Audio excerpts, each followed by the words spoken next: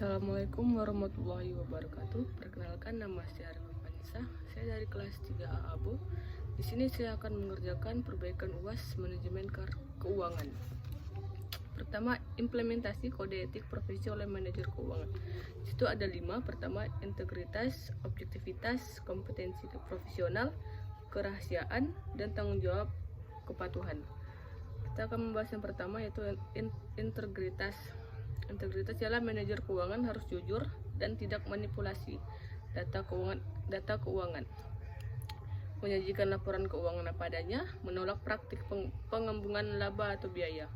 Kedua, ada objektivitas. Keputusan keuangan harus bebas dari kepentingan pribadi, menghindari konflik kepentingan, tidak mengambil keputusan investasi demi keuntungan pribadi.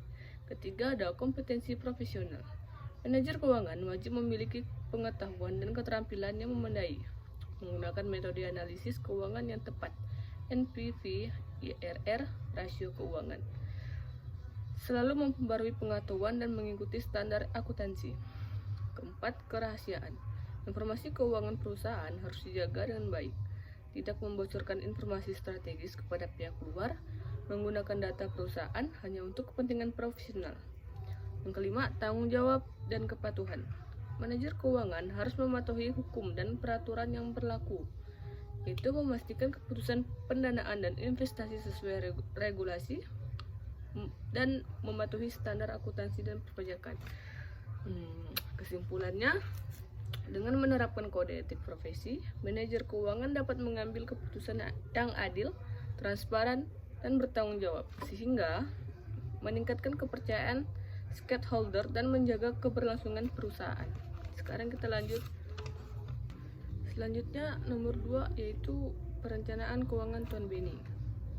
Profil singkat, penghasilan bulannya ada 12.500.000, tanggungan istri dan 2 anak. Tujuan keuangan adalah kebutuhan rumah tangga, renovasi rumah, pendidikan anak dan dana pensiun. Pertama, kebutuhan rumah tangga, yaitu 35% dari penghasilan. 35% dikali 12.500.000 sama dengan 4.375.000. Kedua, renovasi rumah jangka pendek sama dengan 20% dari penghasilan. 20% dikali 12.500.000 sama dengan 2.500.000. Tabungan pendidikan anak jangka panjang yaitu 10% dari penghasilan. 10% dikali 12.500.000 sama dengan 1.250.000. Dana pensiun yaitu 15%. 15% dari penghasilan, 15% dikali 12.500.000 sama dengan 1.875.000. Perencanaan keuangan Tuan Beni yaitu rumah tangga berjumlah 4.375.000 dengan persentase 35%, renovasi rumah 2.500.000 dengan persentase 20%, pendidikan anak 1.250.000 dengan persentase 10%, dana pensiun 1.875.000 dengan persentase 15%. Totalnya ada 10.080.000. Sisa penghasilannya ada 20%, yaitu 12.500.000 dikurang 10 juta sama dengan 2.500.000. Kesimpulannya, perencanaan keuangan Tuan Beni sudah bijaksana dan seimbang antara kebutuhan jangka pendek, menengah, dan panjang. Tuan Beni mampu memenuhi kebutuhan keluarga secara layak, berinvestasi pada aset produktif, rumah, dan pendidikan, mempersiapkan masa pensiun dengan disiplin,